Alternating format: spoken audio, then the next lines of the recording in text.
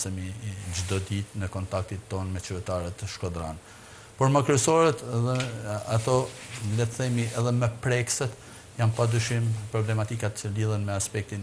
e situatës ekonomike të çdo familje shkodrane, aspektet që lidhen me papunësinë, nivelin e papunësisë ekstrem që ka prekur territorin e bashkisë Shkodër, aspektet e një plagë të madhe sociale, siç është ajo e emigracionit masiv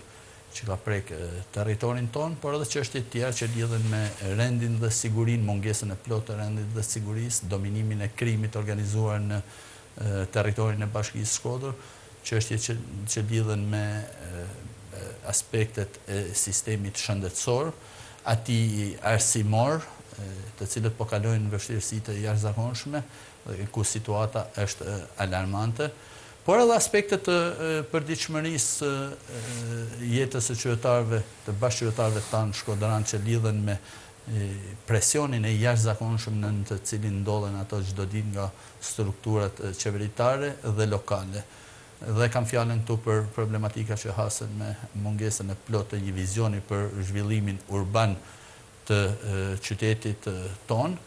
të lëvizshmërisë në qytetin ton, dhe po marrë rastin e vendosjes atyre piketave në çdo rrugë pa asnjë lloj kriteri, pa asnjë lloj studimi dhe pa asnjë vizioni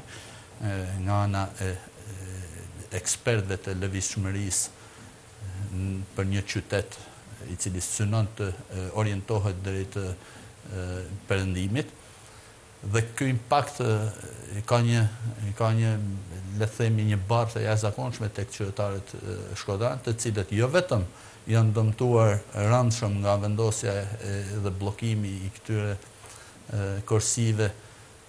nëpërmjet atyre piketave në çdo rrugë dhe pa asnjë kriter. Jo vetëm janë dëmtuar bizneset e shumta që preken nga ky le të themi investim i pa kriteri, pa vizion, por i shtohet këtu edhe barra jashtëzakonisht e madhe ndaj qytetarëve shkodran nëpërmjet vendosjes së xhobave krejtësisht të dhunshme në mënyrë masive nga ana të dy policive, si ajo e shtetit, ashtu edhe ajo bashkiake, të cilat nga informacionet që kam unë janë të detyruara me urdhër të plotësojnë një normë të caktuar ditore në vendosjen e xhobave.